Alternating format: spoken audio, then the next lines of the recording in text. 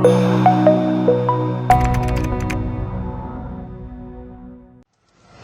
الرجال؟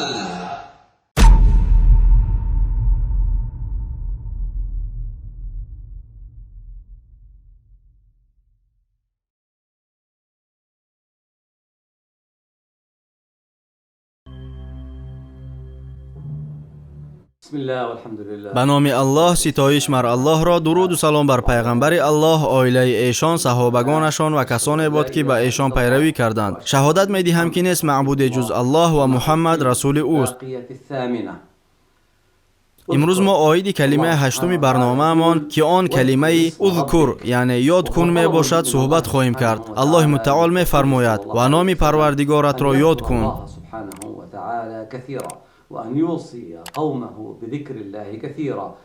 این طلب به پیامبر محمد صلی الله علیه و سلم نگرانیده شده است تا ایشان پروردگارشان را بسیار یاد کنند و به قوم خود نیز وصیت کنند که الله را بسیار یاد کنند. مؤمنان چه مردان و چه زنان الله را یاد می‌کردند و الله بر عوض این بهشت‌های جاودان را برای آنها آماده کرد. با یاد الله انسان آرامش پیدا می‌کند. الله متعال در کتاب خود فرموده است: آگاه باشید که با ذکر الله دلها آرام می‌گیرند.